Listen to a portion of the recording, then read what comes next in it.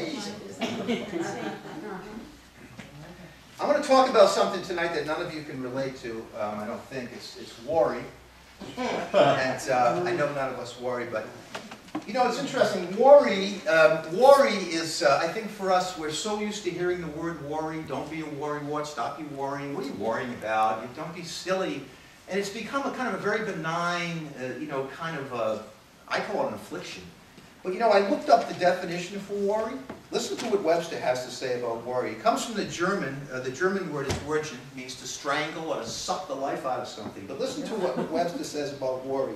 What's this? To torment oneself with or suffer from disturbing thoughts. To torment with cares, anxieties, trouble, and plague. To seize, especially by the throat. With teeth and shake or mangle, as an animal does to another. To harass by repeated biting and snapping. You know, so there's a reason Jesus says not to worry.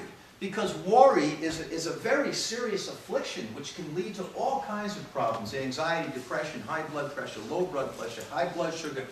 I mean, and so we really have to listen to what Jesus says about worry. And we're going to look at Scripture tonight. John MacArthur. Anybody ever hear of John MacArthur? Yeah?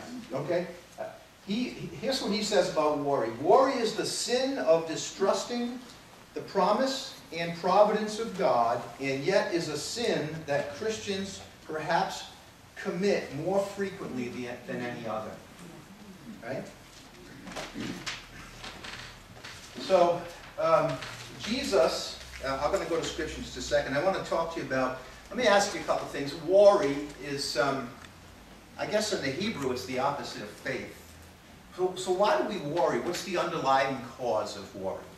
Fear. Right, it's fear. We're afraid something is going to happen. Okay, so now watch this. What's the opposite of fear? Faith.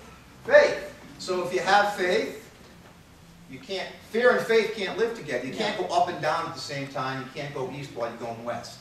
So if you have worry, then you're missing some faith. Right? They cannot live together in the same space. It's impossible, according to the Bible.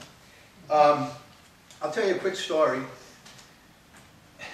4 men on an airplane, and if this kind of demonstrates what fear and faith, the difference between fear and faith. The pilot says, okay guys, we're going down, there's 4 of you and 3 parachutes. He bails, so there's 4 people left in the back of the plane. The first man is a doctor. He says, look, the world needs doctors, I'm going to grab a parachute. He goes. The second man, a lawyer, says, the world needs attorneys. Lawyers are the smartest people in the world. He grabs a parachute, he jumps. There's 2 people left. A Christian pastor and a 10-year-old boy.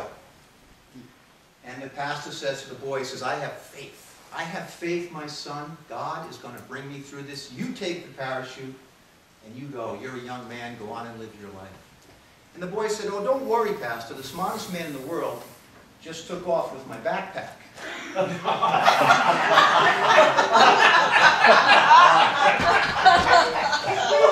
Lawyer, right? And that's how God is, you know. God works just like that. So the Christian pastor, right? He sat there with his faith, and that's exactly how God does.